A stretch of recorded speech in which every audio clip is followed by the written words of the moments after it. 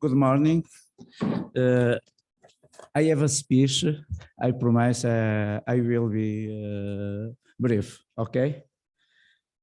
Dr. Alina Forray, representative of Connect Project, Professor Elísio Costa, professor at FEFUP, and representative of the Competence Center for Active and Healthy Aging of the University of Porto, other guests, and the participants of the eHealth Digital. It is with sincere enthusiasm that I welcome you and start this event so dear to the Faculty of Pharmacy. As the Faculty of Pharmacy is a centennial higher education institution, this event that focuses on digital health is an important milestone for us as an institution, academics, research, and teachers who train the new generation of pharmacists. If for the new generation, technology and digital are a given, for us it has been a process of learning and evolution. However, I must also make it clear that it has been a process with very positive results, and in fact, I can say with certainty that the Faculty of Pharmacy has not missed this train. These issues are equally legitimate and applicable to health. In general, the health science have seen an unprecedented evolution from the technological and digital point of view. When we think of the 20th century as the century in which the most rapid evolution occurred in human history, we can easily transpose this statement to the field of health, and we can see how this evolution was reflected in the quality of health of societies, in the increase in the average life expectancy of populations, in the improvement of primary health care, and in specialization of different areas of health.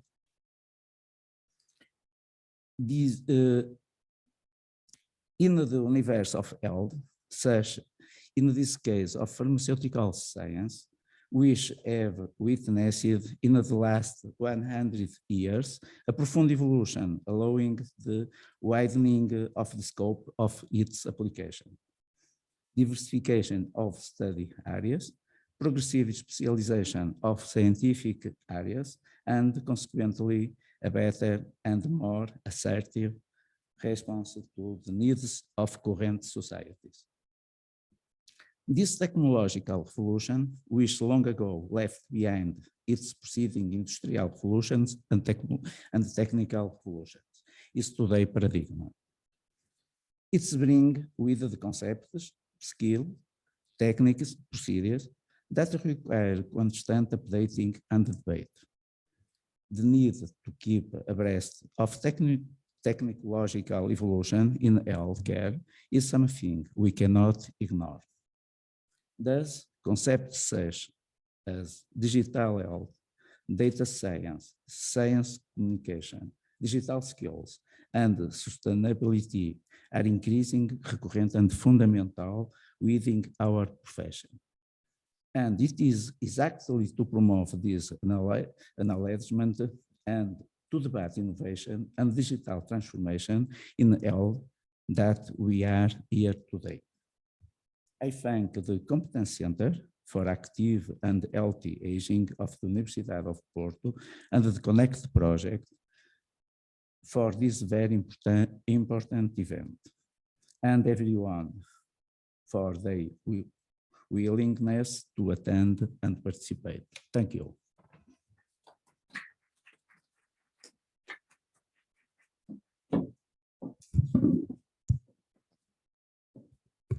Thanks a lot, Professor Domingos.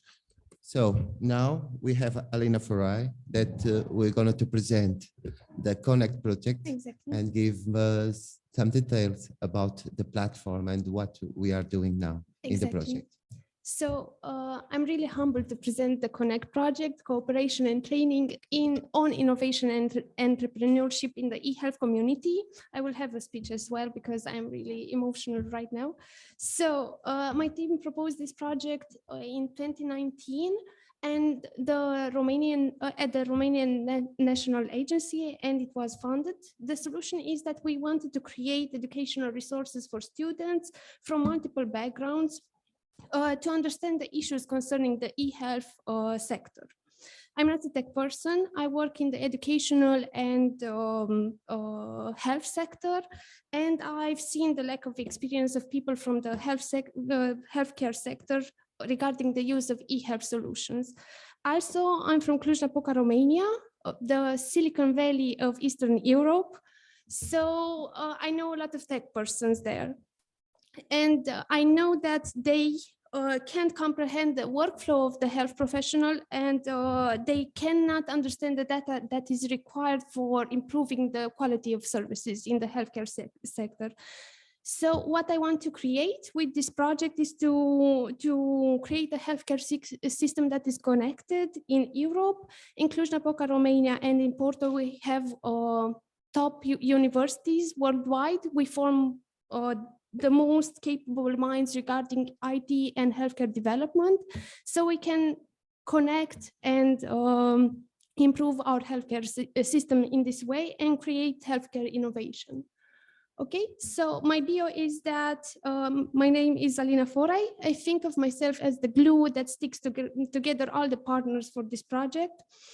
It is the first time I manage a project that is so, it's at the European scale, and I'm really humbled to open the Digital Health Day now because the speakers at the roundtables are really key stakeholders in Europe, and they do a lot of meaningful work. As I've told you, I've written this project in 2019. It won the second prize at the Romanian National Agency from a list of 50 projects that were submitted. So we had really good evaluation for the project. My background, as I've told you, is that in healthcare, I'm a public health physician, PhD student, and since last year, I started teaching at the medical school in Cluj-Napoca. And this is why I wanted to implement this project, because the healthcare as a medical student, for example, we lack the knowledge regarding healthcare innovation and what will happen in the future regarding healthcare. And let me show you two short videos regarding Connect. They are really cool. Just no, after this. So I will present the partners and what we want to do. We went to battle with great partners, the University of Porto, the most interesting university from Western Europe regarding the field of innovation, two NGOs, one working in health tech startup development, the INIT Association represented by Florina and Ion here, and the European Initiative for Education, which is working in e-learning development. And we tried to create a full experience by combining e-learning, mentorship, an on-site study program, this event, or an event that we had in Romania last month. And we also focus on sustainability. We want to disseminate what we produced with this project to other key stakeholders, for example, other educators or academic institutions. Okay, so let me present you the videos.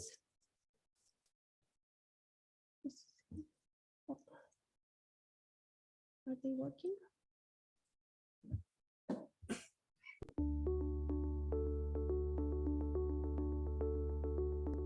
Experience a new way of working, a future-oriented attitude, and a commitment to improving healthcare with young and enthusiastic people through networking and critical thinking. Learn how to thrive in the digital healthcare system by engaging in an immersive eHealth training and by promoting social engagement in health tech. Digital health technologies have become a big part of our lives, from apps that help you boost your general wellness to those that enable you to connect remotely with your health professional. Appointments, prescriptions, online medical records, let's make sure that they are developed to be safe and inclusive for everyone. Think you've got what it takes to change the world? If you are a student with a background in healthcare, information technology and computer science, social sciences, marketing, management, or entrepreneurship, you can join our team and face one of the most exciting interdisciplinary challenges of our times: health digitalization through inspiring, interactive, and immersive educational resources, and mentorship from people with valuable insight in the e-health industry. The intersection of health and IT can be very rewarding and can bring both challenges and major career satisfaction to teachers and students. It is also an encouragement to explore and embrace an entrepreneurial path and to strengthen the idea of innovation, networking, and connection in the European e-health environment.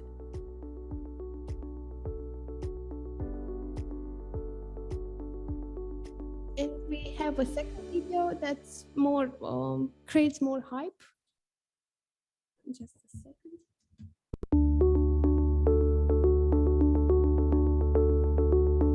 Ever wondered what today's tech giants have in common? They were all startups. The road to greatness is hard and designed to select the fittest to drive change in healthcare.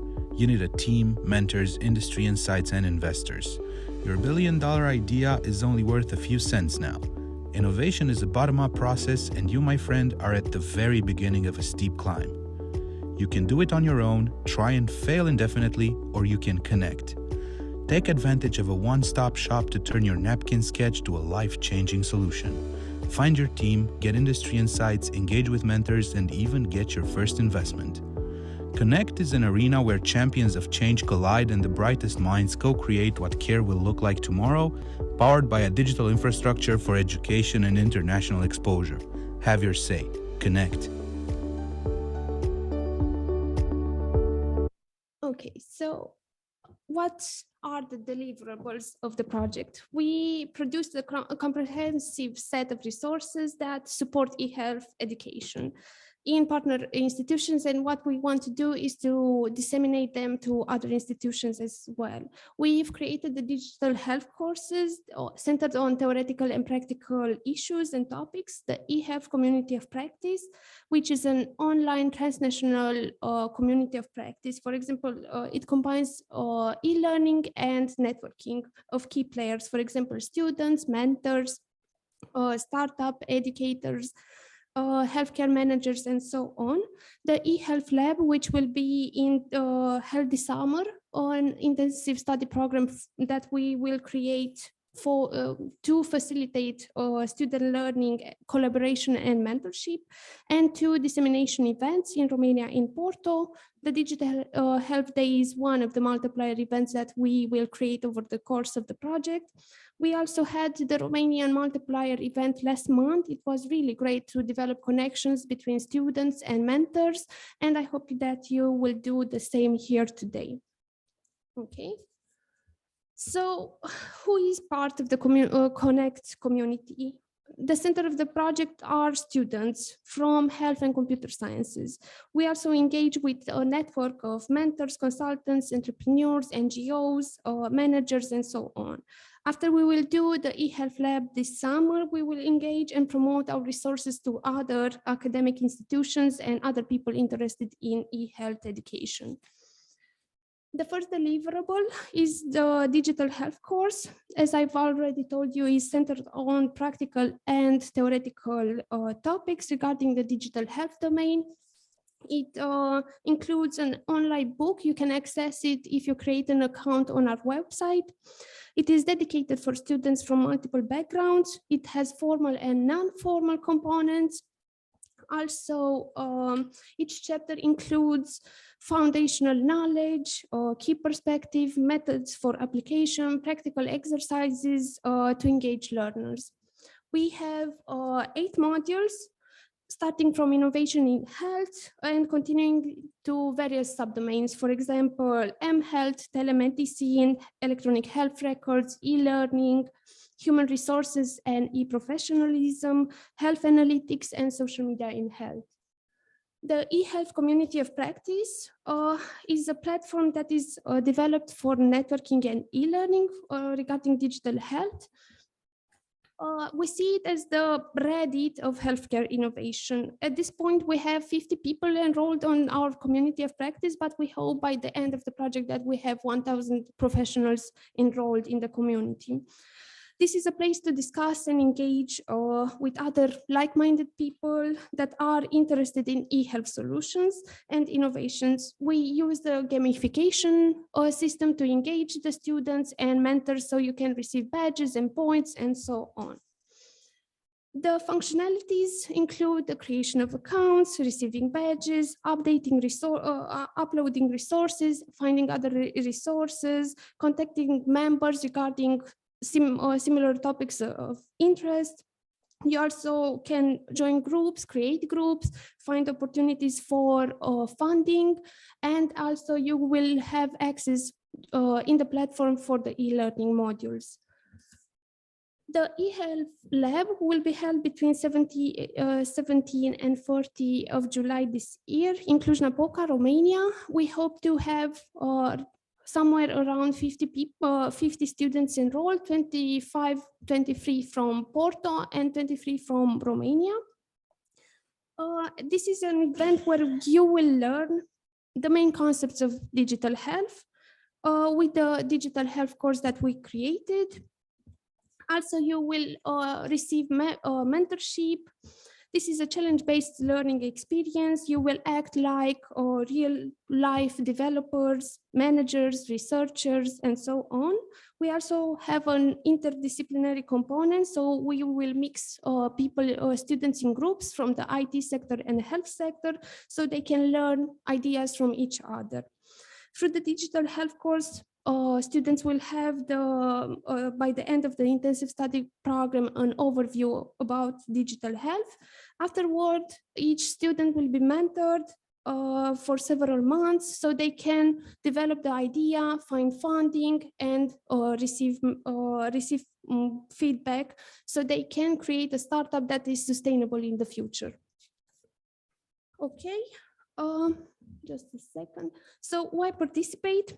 Working in transnational and multidisciplinary teams, learning innovative methods, proposing innovative ideas to mentors, learning business, research and project management skills, finding out the best practices in business development, understanding the current trends in digital health and better predict the next ones, understand the context and the impact of digital health technologies, and receive relevant mentorship. Okay, so for the intensive study program, there are some requirements for participation, but I think the team from Porto already discussed this with you. The application is until 22nd of June. Participation entails that you will receive mentorship each day for the duration of the intensive study program. You will also participate in social activities. You will receive funding for the accommodation, the study program fee, and also the traveling expenses.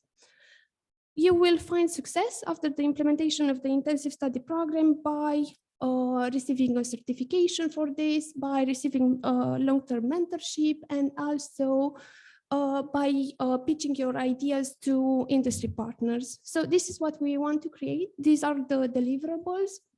If you have any questions, I'm here. And I hope to see you in July this year. So thank you for your attention.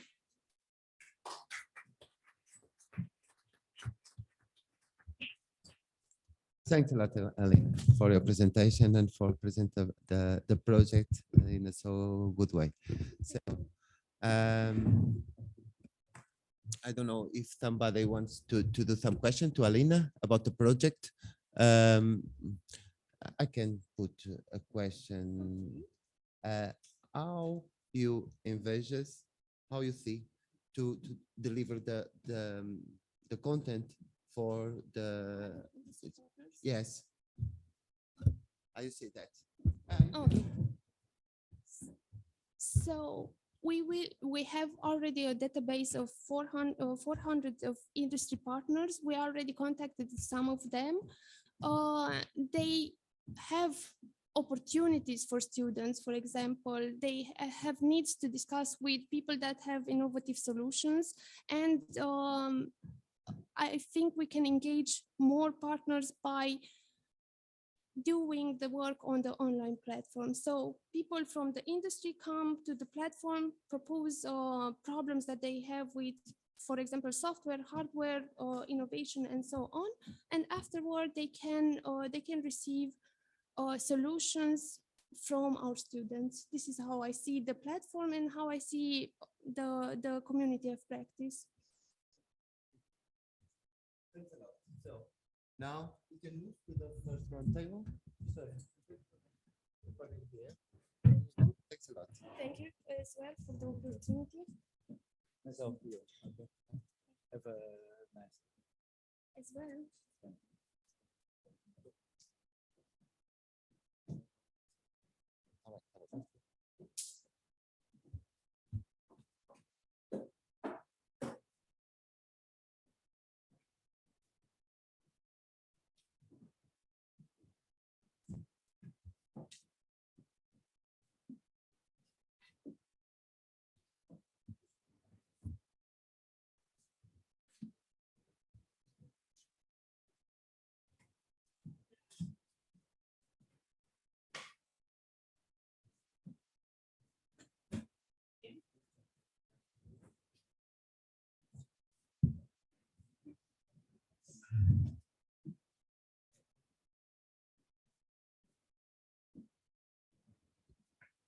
So let's move for the first roundtable. As everybody knows, the world is facing to a digital transformation that is affecting all the sectors of activity. And for sure, health is an important sector in which this digital transformation is now in place. Of course, the lack of digital skills of population, the lack of the enrollment of healthcare professional, and ethical and data protection issues are for sure important issues that needs to be solved to improve and to grow this digital transformation of health and care. So now we have with us Anthony Armenta, which is from SEH Alliance, and he's going to talk about and going to give us some of his experience on communication and how scientific communication is more than just a word. Anthony, the floor is yours. So my name is Anthony Armenta. I am the communications officer of Alliance. It is a nonprofit that connects various member organizations, more than 200,000 digital experts, ecosystems both in Europe and abroad, and also European funded projects. So before I dive into the heart of there we are. Okay, so before I dive into the heart of the presentation, what I want to do is I want to talk a little bit about, kind of understand what scientific communications is. So as scientific communications professionals, we're tasked with a great responsibility. On one hand, we have to understand complex scientific topics, but at the same time, we have to make it understandable yet engaging for the general public, and not make sure that it doesn't actually lose its essence, right? So nowadays, the problem that we face is that there's a lot of information overload. Even the way we receive and process external inputs is different and is changing. So in terms of digital health, if we're thinking about large scale projects and companies and how we can deliver the message a little bit better, in this case, it's all about becoming much more creative, understanding our stakeholder needs and wants and tendencies, and understanding where we can converge core elements such as visual and messaging to make sure that the messages that we're delivering are actually resonating. So the way I've kind of broken up today's presentation is I will focus on two core elements of scientific communications. I'll focus on the visual part and I will focus on messaging. I will use the European projects that ECH Alliance and myself lead with respect to communications and dissemination activities to highlight certain examples. And hopefully by the end of today's session, you'll have a couple of practical examples or practical tips, excuse me, that you can take and apply in communications, whether it be professionally, even personally, and so forth. So a little bit about myself before I actually go further into detail. So of course, for ECH Alliance, I do oversee the communications and dissemination activities of certain European projects. These projects have received funding from the Innovative Medicines Initiative, which is now known as the Innovative Health Initiative, Horizon 2020, and Erasmus+. But apart from ECH Alliance, I also do work freelance and I work in other areas. So one of the other things I do is scientific editing. So I work with a couple of investigative groups at Hospital Clinic of Barcelona. I'm actually based in Barcelona. I work with different teams. I correct their medical papers, the grammar, the syntax, even the presentation of logic, so that they can submit it to top journals. So some of the publications that I've actually edited have entered into Blood for hematology, Nature for pulmonology, and then Lancet Digital Health for infectious diseases. And then finally, I do a little bit of content writing. So the content writing includes an element of scientific evidence, scientific fact check, etc. But it's also optimized for a search engine so that it can rank better on Google. One of my bigger clients was a skincare pharmaceutical based in Barcelona called Isdin. It might be familiar here in Portugal, although I'm not 100% sure. But they're trying to grow or expand into the US market. So I did a little bit of work for them. So let's go into the first example. The project that I'm going to use at the moment to explain visual communications in this regard is Beamer. Beamer is a project that has received funding from the Innovative Medicines Initiative. It is co-led by Pfizer and of course the University of Porto, and Alicia in fact is the coordinator. So, but it's a good project. It's one of my favorite actually, because I have different projects, but this is actually one of my favorite ones. So just, you can't tell my boss that. So to kind of give you a little bit idea about what Beamer is aiming to deliver a disease agnostic model to segment the population based on actionable factors and predict adherence behavior. Okay. So let's go into the first part. The way I've done this is I wanted to kind of talk about what is the impact that we wanted to generate, what have we done, and then of course tell you some of the tips. So within the beginning of the project, which actually happened this past year, we had to create a visual identity and branding guidelines that would, one, project the project aims and the scope of that, but at the same time, also have a soft appeal to the pathos, or that is the emotions of the general public. So as I mentioned, Beamer is a project that is trying to deliver a model that will guide care. So here, if you look here at the example, we actually found our inspiration in a lighthouse. Like a lighthouse that guides ships into the harbor safely, the Beamer model that is to be developed will do the same for patients and healthcare professionals. So we ended up using the lighthouse as inspiration, and then with it in the sunset, identifying these 4 colors that would then be used throughout the visual elements or the visual communications of the Beamer project. So what are some things that you can take away from this one particular example? First, when you're thinking about creating a visual identity, you want to define who you are and who you are not. Now, that doesn't mean that you have to create these, long sentences and say, well, I am this and that and whatever. No, that doesn't matter. Choosing one word things like, for example, who we are, open. Who are we not? Overly complex. That will help to give you a little bit more direction as far as what you should create in the visual identity. At the same time, you also want to be selective with the colors that you're going to use. So you don't just want to choose a color randomly. Each color has a meaning or an implication or connotation. It could even include some cultural association. So a perfect example is the color green. I'm American, and green could be associated with sustainability and nature, like here in Europe. However, because Americans tend to be, we're a bit capitalist in our society, it's also associated with money. So in this case, you can obviously see that there's a little bit of these nuances that we have to take into account. And then finally, for those of you who maybe are not really familiar with colors, or maybe style is just not your thing, I recommend using this website called colors.co. They will generate color palettes for you. So primary and secondary. Secondary are basically colors that complement. They won't have such a protagonistic role. And at the same time, you can also explore the most trending color palettes to make sure that whatever visual identity that you actually do create is relevant to today's public. So you don't want to choose any colors that are maybe from the 70s, to give you an example. The next example is the images that we chose within the Beamer project here. So one of the things that we wanted to reiterate is how this project will be very patient-centric, but at the same time, the model that we're going to develop is also going to be very inclusive, meaning it's not going to only support the majority of the population, but it will also help minority populations such as the LGBTQ community. It could also be the elderly, or for example, those that, for example, are African descent, etc. So we obviously chose a variety of images. And at the same time, understanding that Europe right now is undergoing demographic changes because of immigration, because of open borders and whatnot, we wanted to anticipate that to make sure that not only is the project relevant today, but it will be relevant tomorrow, okay?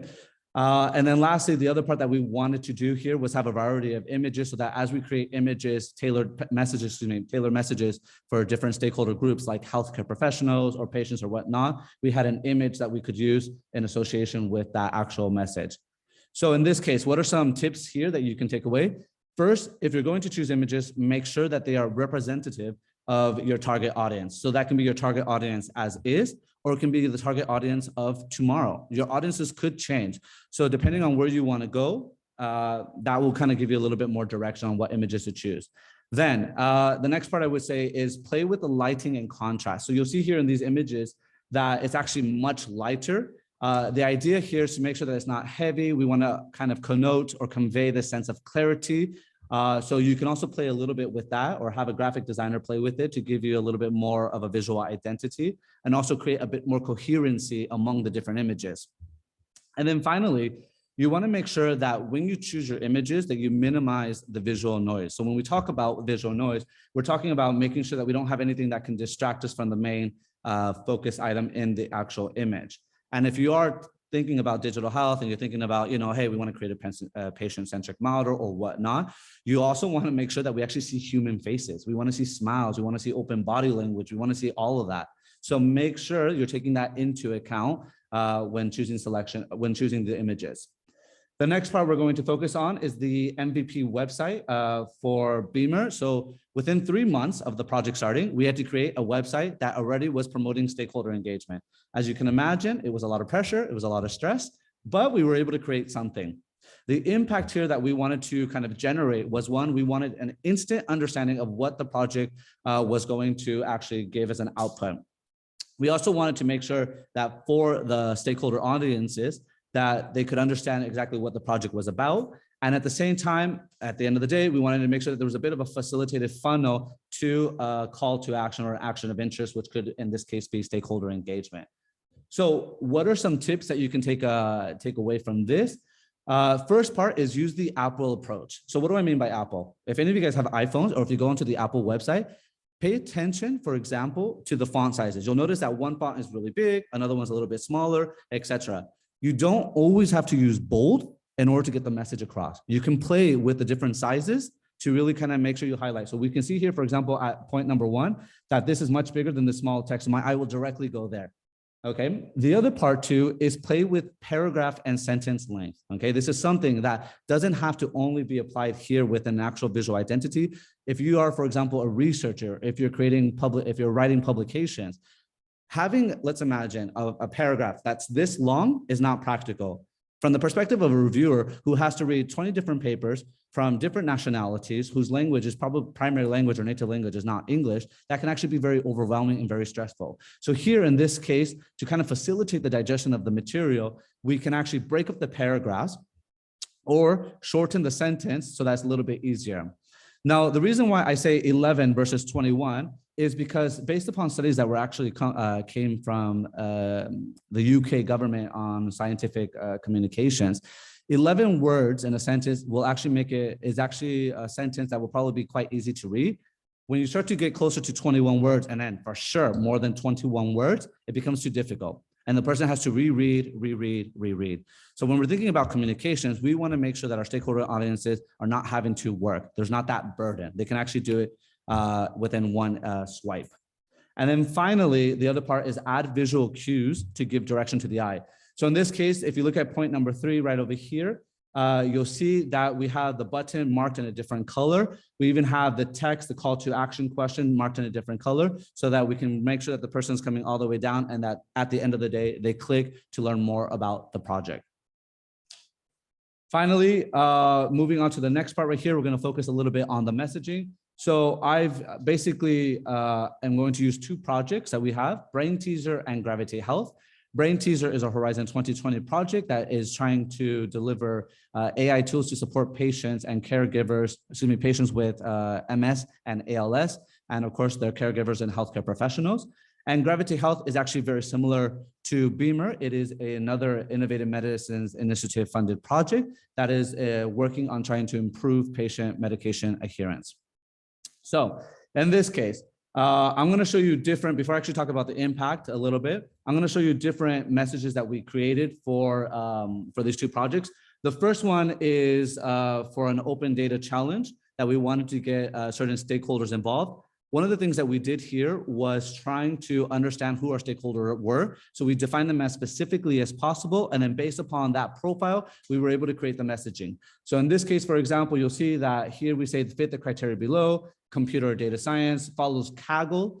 Kaggle is basically something that's very popular among data scientists. For me, I didn't know what it was before, but based upon the profile description of stakeholders, we were able to figure that out, tag them, and so that they could also share within their community and create more of that visibility.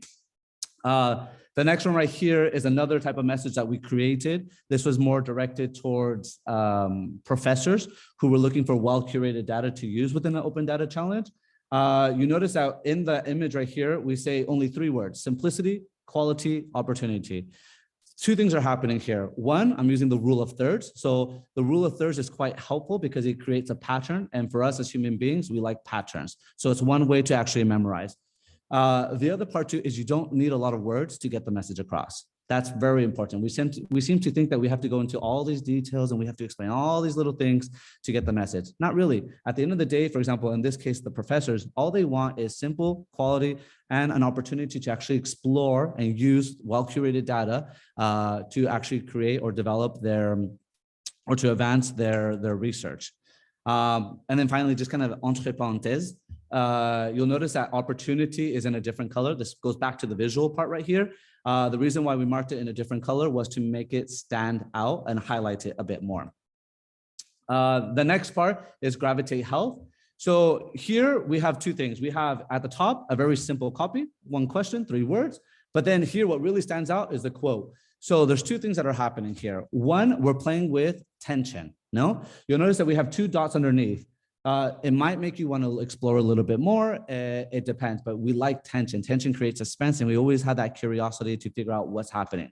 At the same time, the quote is something that we can all relate to. So that actually creates a little bit more sharing among the community. So you'll notice that we actually had at the bottom right here, 49 likes, 6 comments, 1 share, etc. Based upon that, because of the impressions or whatnot, it creates more visibility. And obviously then that creates more of we are able to attract more relevant stakeholders. The next one right here is another one that we created, which was when we talked about the leaflets. So I don't know if you guys have ever taken medication, you get leaflets, and the leaflets are these big papers that are very complicated, etc. And they're the same for everyone, right? If you're young and have perfect vision and understand medicine, it's great. But if you're, for example, elderly, have glasses, you don't want to read that information, you don't even understand it, you need something a little bit simpler. So what we did was we actually had, we used an analogy of shoes coming in a different size to get the message across.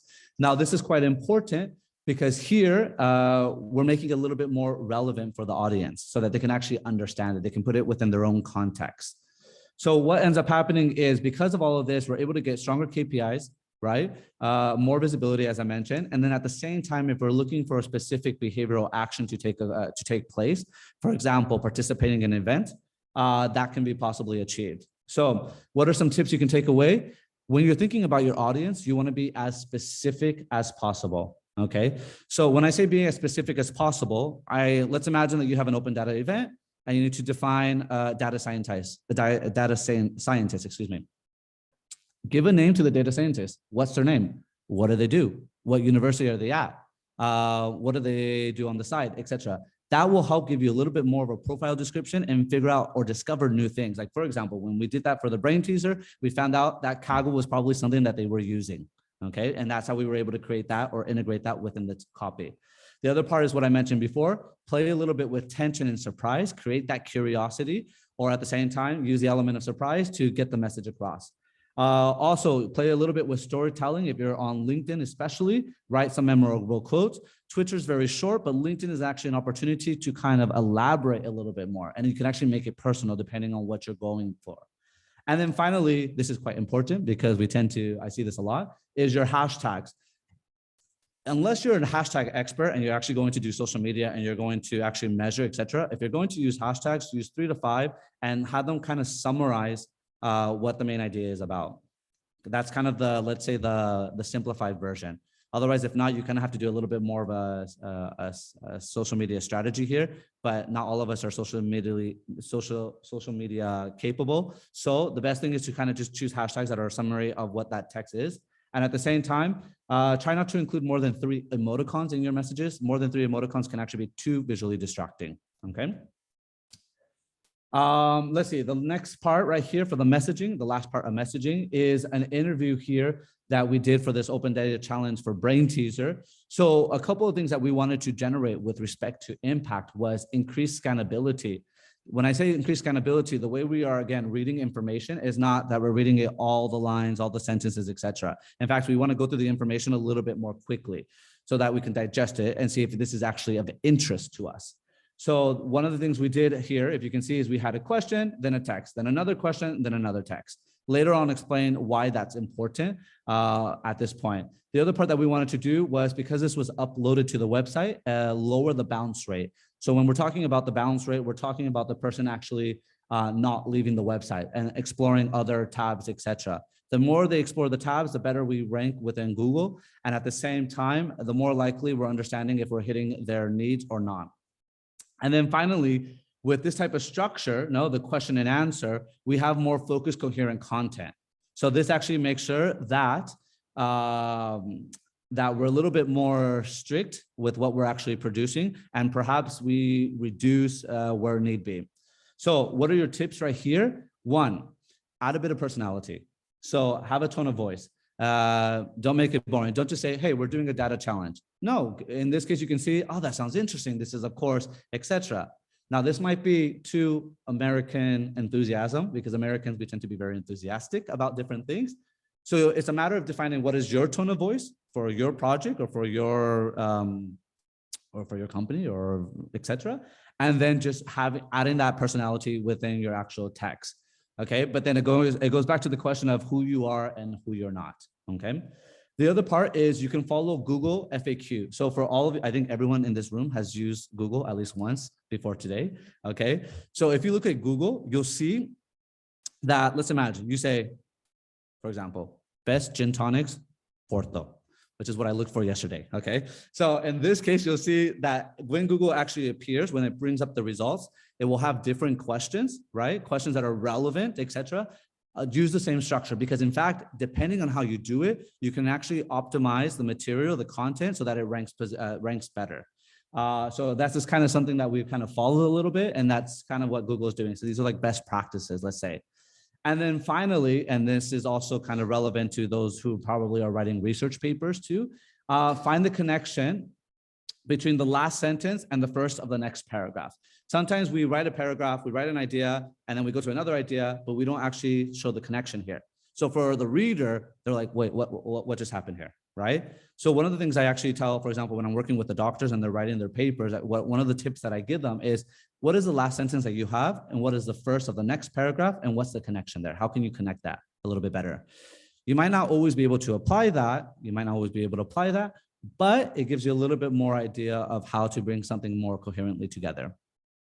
So in this case, what is our takeaway message from all of this? First, you gotta know who are your stakeholders. It is very important, you know, about what they want, what they need, etc. It's not enough to just be like, oh, look it, I just published a paper in Nature, look at what I accomplished. Why does that matter? Why do they care? Why do they need to know that? And then at the same time, depending on your stakeholder, you change the messaging. Because for example, what the patient wants or what the patient needs to hear is probably not going to be the same as another researcher within the field. So knowing that will help you to define the messaging a little bit better. And at the same time, understand what you need to do visually to improve. Once you have that, you can obviously, like what I mentioned, just improve the visual and messaging part. And if you do this all correctly within this process, you have your desired outcome, whatever that may be. So that could be just getting the message across, that is delivering the message, or it could also be getting, for example, a specific action to take place. So with that, I conclude my presentation. Do feel free to reach out to me, follow me on Twitter, also follow ECH Alliance and all the projects above. And if I may, since we are in Portugal, foi prazer tê-los aqui. Thanks a lot, Anthony. Great presentation. And now we have Sofia Laranjeiro. Yeah, it's you.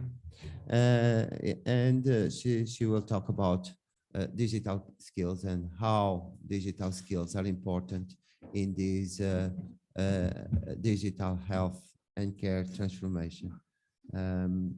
Here, I believe that the focus of the presentation will be digital skills in citizens, but also in healthcare professionals. I don't know, but your presentation, but I believe that these two topics are very, very important in the digital skills for citizens and also for healthcare professionals. So let's see what Sofia tells us.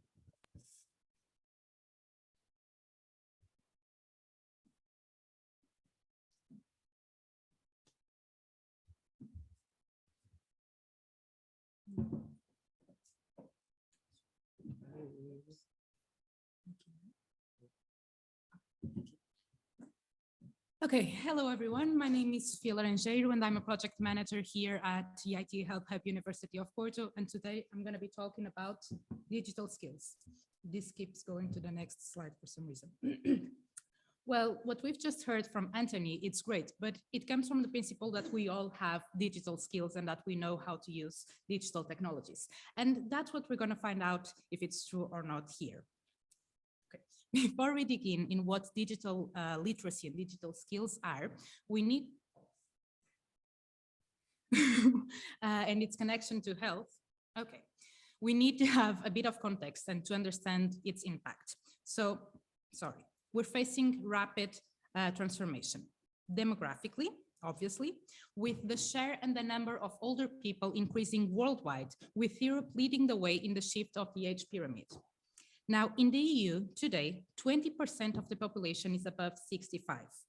By 2017, it is projected to be 30%. Now, life expectancy at birth has been increasing and it will continue. Men born in 2017 are expected to live 86 years and women 90 years old, 90 years. This has a toll, This has a toll on different areas like the labor markets, like public facilities and transportation, healthcare systems, and the overall economic system. The number of people potentially in need of long-term care is expected to increase to 30 million in 2050 in the EU. And now, besides the demographical changes, we're also facing a transformation towards digitalization. For instance, with the establishment of a European Declaration of Digital Rights and Principles stating that, that for instance, one, digital technologies are transforming every aspect of our life, offering unprecedented opportunities. There are emerging technological breakthroughs in fields such as artificial intelligence, big data, robotics, and the Internet of Things. While COVID-19 has accelerated the pace of this transformation, it has also increased the digital divide between generations, and we're going to go into that a bit further in the presentation, and that institutions such as administrations, researchers, education, and healthcare facilities need to be ready and prepare for the digital society. Now, to achieve this, to be ready for the digital society, we need to improve digital literacy among both institutions and citizens.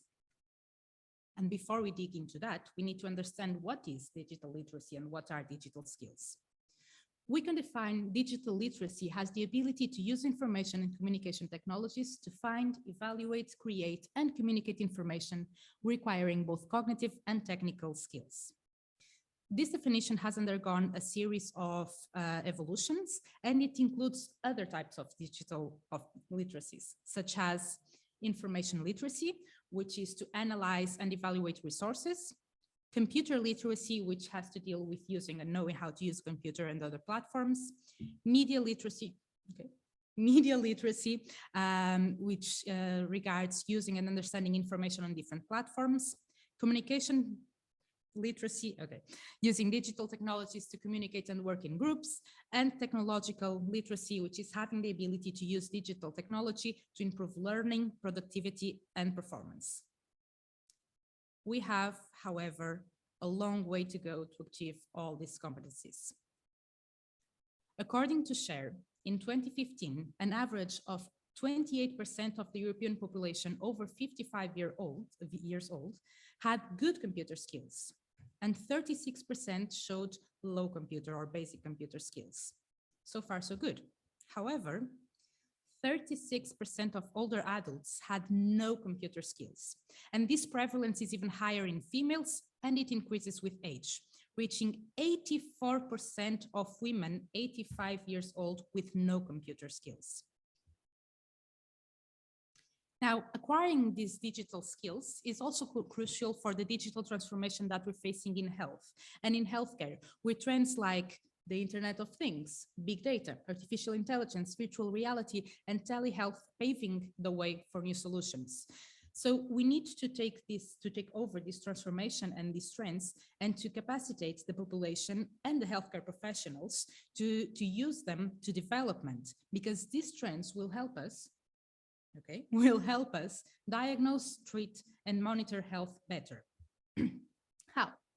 On the one hand, new technologies enable consumers and clinicians to make more informed decisions, provide new options to facilitate prevention and early detection of life-threatening diseases and management of chronic diseases, allow for better monitoring of activities related to wellness and quality of life. And on the other hand, for providers and healthcare professionals and other stakeholders, it can also reduce inefficiencies, reduce costs, improve access to health information, and increase the quality and personalization of care services. To achieve all these benefits and take full advantage of the digital health transformation, we also need to improve health literacy among population. Now, health literacy was defined by the World Health Organization as the cognitive and social skills which determine the motivation and ability of individuals to gain access, understand, and use information in ways that promote and maintain good health. We also have a multitude of other skills that we need to achieve this. So we need basic health skills that facilitate the adoption of health protective and disease prevention behaviors. We need competence of the patient to orient himself in the health system and to act as an active partner for professionals. We need competencies as a consumer to make health decisions in the selections of what goods and services we're going to choose. And we also need competencies as a citizens through informed behavior, such as knowledge about your own health, about your rights, participation in the debate on health issues, so on and so forth. The combination of digital and health skills are particularly relevant for an active and healthy aging, allowing people to access more and better services, but also enabling them to participate in the management of their own health. Improving digital health skills in old adults is one way of improving their quality of life through an active lifestyle. It's also a way to give them more freedom of choice and decision. It can be a way for them to stay on the job market for an extended period, improving society's productivity. But besides all this, it also allows for further education and for them to develop new skills. And this is good for their mental health, keeping their minds fresh and ready for the modern era challenges, and to facilitate their participation in society, independence, and autonomy. Now, that's all about digital skills and health literacy. I hope you enjoyed it, and thank you very much for hearing. Thanks a lot, Sofia, for your presentation. And now we had Carina Dantas that's going to talk about digital health ethics. That is a very, very important issue that needs to be addressed in this new digital world. Thank you, Elisio. I think, yeah, we need the presentation. But in the meanwhile, well, I can start to say that I will try not to bore you to death with ethics. So this is the theme. I'll do my best not to make you sleep during the presentation, and also take some time as we are advancing a little bit later. So my name is Carina Dantas. I'm from Coimbra, actually born in Porto, but living in Coimbra. I'm here on behalf of Shine to Europe, my company, and also the ECH Alliance, because I'm a part-time collaborator with Antonio. Elisio very kindly invited me to talk a bit about ethics in digital health. And as I was saying, I will try to make it a bit short, but hopefully raise some awareness on how ethics is seen and how perhaps we could see it and approach it in different digital health projects. So usually I do often ethics for projects, and people come to me and ask me, okay, what do I need to do? What do we need to tick to be compliant? And then this irritates me a bit, because when we discuss compliance, then we are talking about something like data privacy, for example. You need to tick the boxes. And this is what happens in a number of things. For example, you need to protect the database, you need to be compliant to the law. And I would like to think that ethics is something a bit different than this, and perhaps not restricted to this.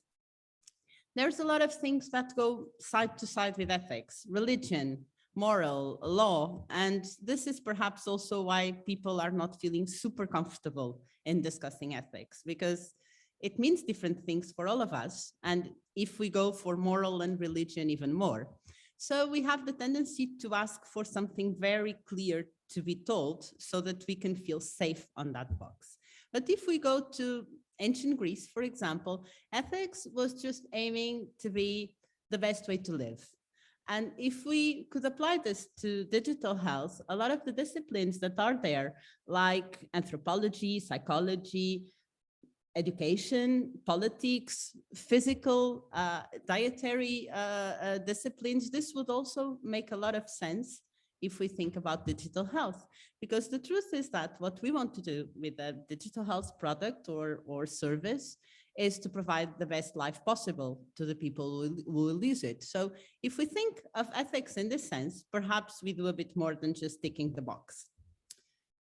So what could we say? Well, first, one size does not fit all, honestly. It's impossible for someone to tell you, okay, if you want to have an ethical approach, you need to do ABC. This really does not exist. Because if you, for example, if I present you here a digital health app and ask you in a brainstorm to consider what is interesting to discuss ethically, you will find something, you will find something else, and for sure, I'll also find something else. So it depends on our perspective as persons. And this is why ticking the box is honestly not enough. And a lot of things only come up when we discuss it with people. Hopefully, well, thankfully now we already involve the users in the co-creation, and most of the projects ask the users to discuss it. But a lot of ethical issues don't come necessarily from users. For example, as my colleagues were saying, and Sofia was referring in terms of older adults, sometimes we approach older people with an app and ask them to think what concerns them. But if they don't have enough digital skills or literacy to appreciate this, then perhaps we are not asking the right question. And if we also ask, for example, the family, the caregivers, the health professionals, the insurance companies, the policymakers, what they consider is relevant, we will for sure find a lot more things. So at the end, we need to talk to everyone and try to understand what are the problems. Well, and how do we do this? For some years now, I have been working with the eHealth program, the Active and Assisted Living program that is still co-funded by the European Commission to develop guidelines for ethics. And the main reason is that, well, actually the eHealth understood a bit what we are discussing. They had a lot of eHealth apps, for example, but they were actually not medical devices. They were not really going for health. For example, they were on nutrition or on well-being or proposing to have physical exercise. So they wouldn't go through the regulation of medical devices. And this means that overall, they were really not that much regulated. So at the end, when they reached the market, it was very difficult to understand if they would do something wrong.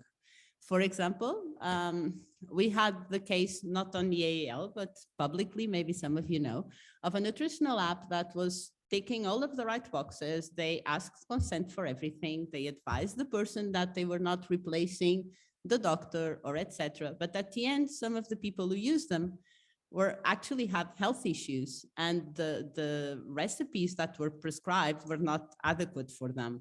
But do you really read the consent forms of apps when you download it? Because usually I don't. So when we think about ethics, we can say, well, I did everything I had to do, the producers, the developers say, but at the end, this doesn't mean that people really understand it that way. So there is a part for sure for the legal compliance, and this is very important. I'm not saying the other way, but to go with this, what the eHealth program decided was to develop and propose the idea of an ethical dialogue. So what the guidelines will have is some instructions on how to, during the development of a product, put together different stakeholders in an iterative dialogue where a lot of small things will be discussed and hopefully some of them will be solved. So at the end, we'll say, okay, this will solve everything. No, sorry, it's still not the Holy Grail. It won't solve it, but hopefully it will help people who develop eHealth apps to understand a bit more what to do and what can be perhaps mitigated, prevented, and hopefully at the end deliver a better product. So the guidelines at the end, what they wish is that you involve all of stakeholders in the discussion, and the method is good. But then what we have been also discussing broadly is, will companies actually use this? If you have, I don't know if anyone here has a technological company or works for one, but for sure, you know people who do. And it's a very rapid type of work. People are usually very overwhelmed. They sometimes work in silos. And some of the developers, especially in big companies, don't even know the final end of what they are doing. They are just doing small bits here and there. So at the end, can we really foster something in ethics like that is an ethical dialogue? Do you imagine this being done usually? Well, actually, Sense Senelex thought that perhaps yes.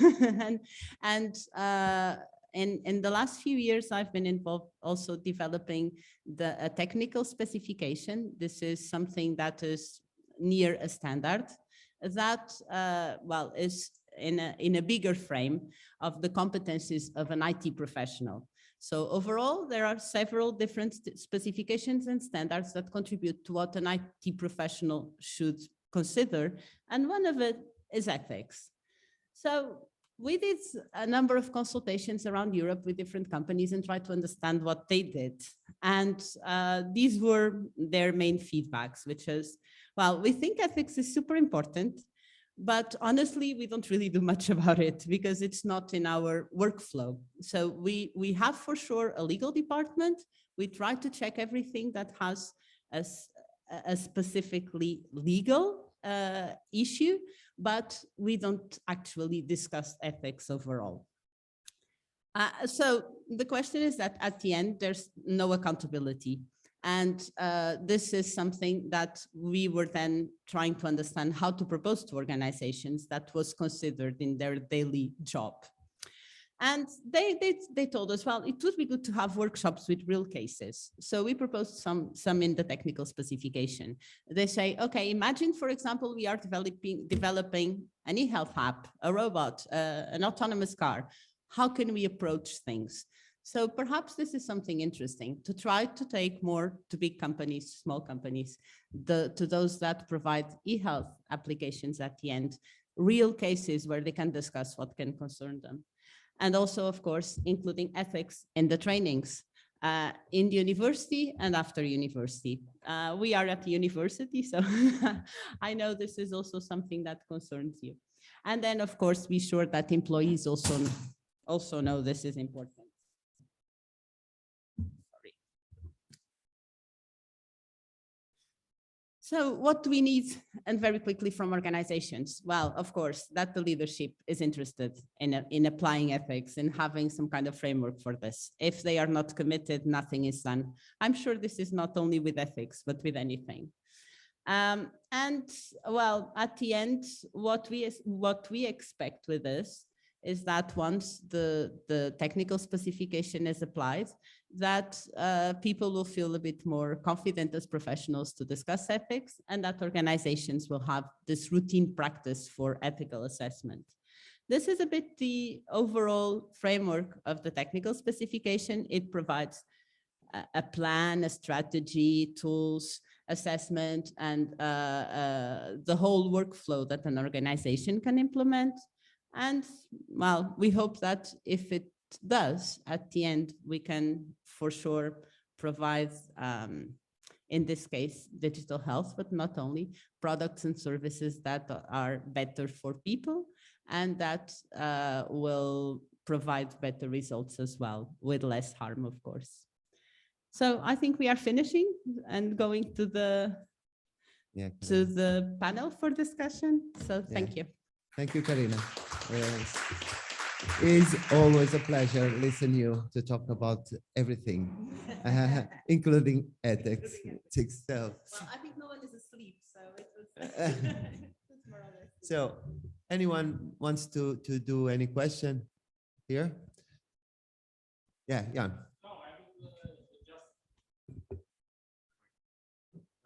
Just to comment on the last presentation, thank you very much, Carina, for the topic. I think that one of the challenges of the healthcare is that people feel that the ethics is included, or they think that, let's say, the Hippocratic Oath is covering everything that was ever supposed to be covered.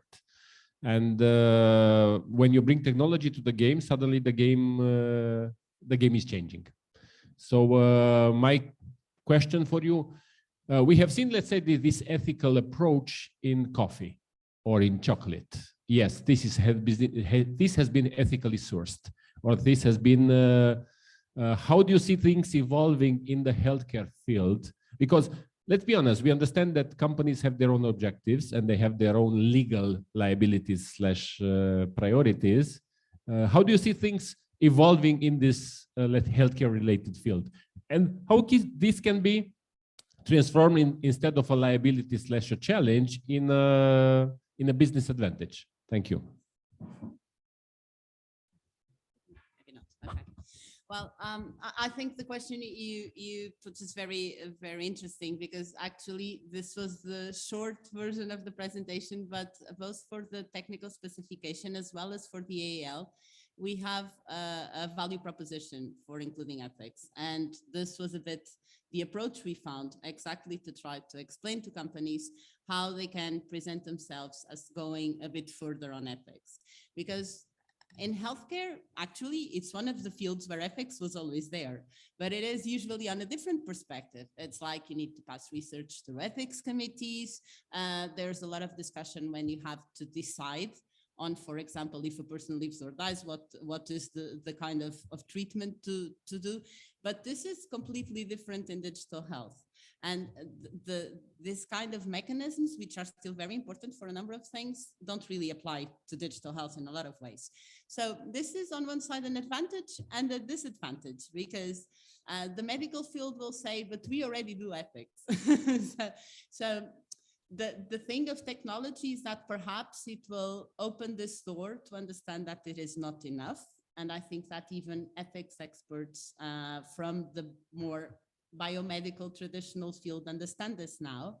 And on the other side, we need to find a way to sell it to companies in a form that they can show as a strategic advantage. And a lot of the connection we usually do is with circular economy, for example. A lot of other brands found a way to propose their products, for example, because they are sustainable, they come from fair trade, they were vegan, bio, I don't know, a number of different things. And this gave them an advantage. So perhaps being able to say, we have this technical specification or standard implemented in the organization, and we have a specific process, and thus we have a fully ethical approach, and somehow monitored or validated by official bodies, may be also an advantage for companies to propose a product. Very recently, it was also issued a standard on eHealth apps, and it includes one of the big sections on ethics. And this is something that will give accreditation or certification to the apps. I was also involved, and I think it's kind of good framework being put together to push a little bit more for these concerns to be shown as something that companies eventually will have to do. Hopefully, if they do it soon, maybe they can also take some advantage of it.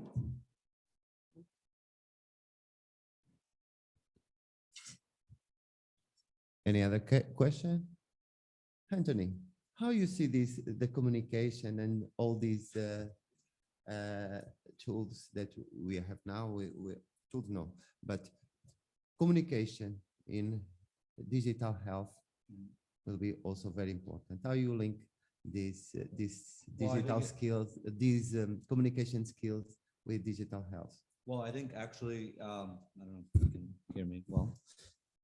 Actually, I'm going to probably kind of use the example that Carina is talking about right now, because when we're talking about technological solutions that are being developed, at the end of the day, it is a business. And so they have to generate money. And part of generating money is making sure that you deliver a clear message of being ethical, et cetera. So communication is quite important in this regard. So here, this is where you would talk about, promoting the value proposition, et cetera. So this is I would say the connection right there. So there's definitely a clear connection between communication. Communications is what's going to position or help better position a solution in a market. So for example, let me think, Gravity Health, for example, is a good example, because Gravity Health is developing a digital solution. And what we've understood is that all the actions that we have to take will, at the end of the day, contribute to the sustainability of the project. So I would say that there's definitely an interdependence there in that regard. Yeah. And now I need to put at least one question to each of the speakers, and I want to ask to Sofia, because how you see how we can improve in an efficient way these digital skills in our population. How you see these, and what kind of tools or actions we need to put in place to push this. So there are already, can you hear me all right? Yeah, perfect. So there are already a number of actions being put into place. There are a lot of training. For instance, UNES has a lot of training and a lot of highlights on how to do it, which is access to technologies, which is also a problem, not only knowing how to use them, but actually accessing them. And training is very important for different skills, not only on how, for instance, how to use computer, but actually how to analyze information, as we were talking about, because digital skills include a lot of competencies and different competencies. So I think that these both, access and training, are the most essential ones. And this should have a focus not only in citizens, but also in healthcare professionals. Carina was just talking about the certification that's going to happen to mobile applications, to apps applications, to digital applications. And giving healthcare professionals access to digital technology is also a way of making sure that patients will be more involved in it, because as they will be prescribing them, as they will be using them, they will have a better understanding on how to do it. That's it. Yeah, thank you. So, if we don't have, you don't have any other question, I propose that we go to take a coffee.